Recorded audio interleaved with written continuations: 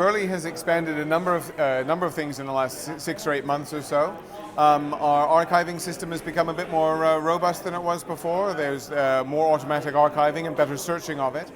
We have also expanded the way Burli now works on lower bandwidth connections. Not everyone we recognize now is working in a single newsroom where they're all looking at each other across the same desk. So increasingly journalists are taking laptops and working from a home office or a small bureau or something. And so Burli's friendlier now if you're working in one of those environments.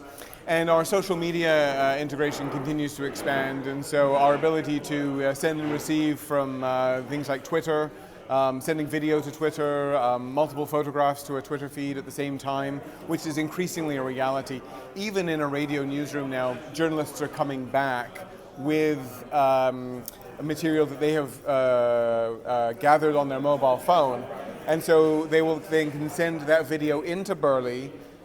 Burli will quite happily strip the audio off that video, and the radio producers can get on with producing a radio story out of that. But you may have photographs in that as well, which you then wish to make part of your digital workflow, and those photos quite realistically might end up on your Twitter feed saying, listen at the top of the hour because we have a great story about this man who's building a brand new kind of water-saving device. We have photos on our website, we have photos attached to the Twitter feed, and then we have a nice interview with a man or a documentary on him running at the top of the hour. So again, that stuff.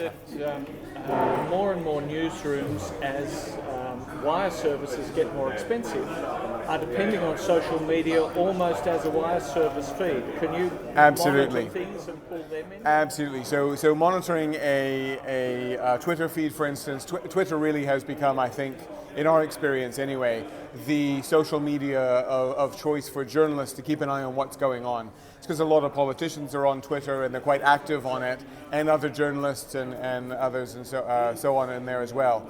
And so monitoring Twitter and it really has become a newswire. Facebook as well to a degree, and certainly I think that we see more of that in some of the smaller communities where Facebook has now become sort of a community bulletin board in many ways, with a lot of user-generated content.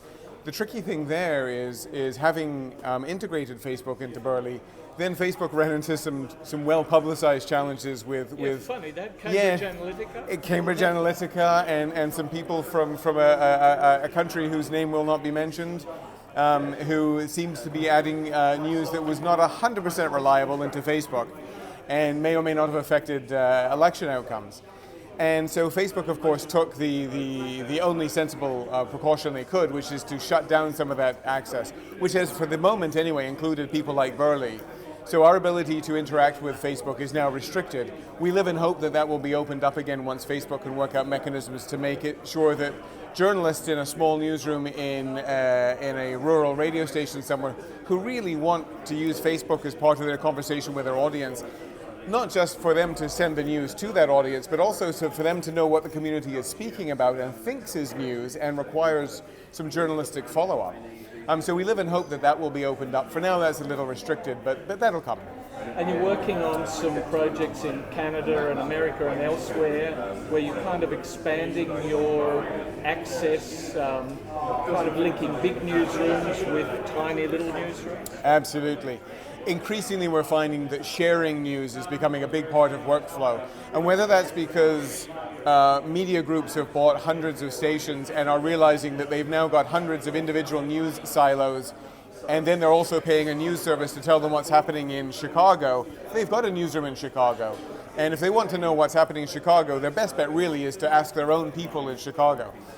And while the internet 10 years ago made that possible for the first time by linking individual newsrooms together, once you got 50 newsrooms, searching and scanning 50 separate newsrooms to know what's happening becomes a bit of a chore for a journalist, and frankly doesn't happen.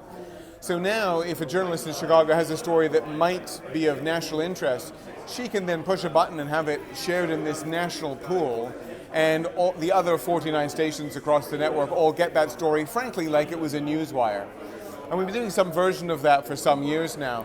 But now things that can be hosted at an Amazon or a Microsoft or a Google or something, and people with their own data centers That's become really practical. And then you build a web interface on top of that, a browser interface on that. And then a journalist sitting at home, sitting on the train on the way home, she can have a very good idea of what's happening right across the country from journalists who are frankly colleagues of hers. And you're not spending a lot of money on a fancy news agency. You may do that anyway for international news. But just so you know what's happening in markets where your company already has a presence, that's a natural for big organizations. And for smaller organizations that are completely independent, they don't have the resources even really to subscribe to one of those big news agencies. Like NPR stations or those kinds of stations. things. So they then build one of these things and they begin sharing their content, and it really is community stations across an entire country. Then suddenly have this resource that means they're getting local news from 20, 40, 50 different places around the country. And what we're discovering there, the UK's had some experience of this, is that you get 20 different small organizations speaking about what's news to them. It's remarkable how quickly they say, well, that's exactly our experience too. And suddenly they start realizing that there is news there, sometimes national news that a week later is on the front pages, because it is happening in 20 different communities. Until we began sharing that news, they had no idea that all 20 communities were having the same local issue that was affecting them. And so that's been a big change too. So we've built this thing we call Burli Hub, which is a way of sharing that news very simply with a browser and a hosted solution somewhere in the back end, whether that's at Amazon or Microsoft or your own server. But it's all done through a browser interface, and suddenly you can very simply share news.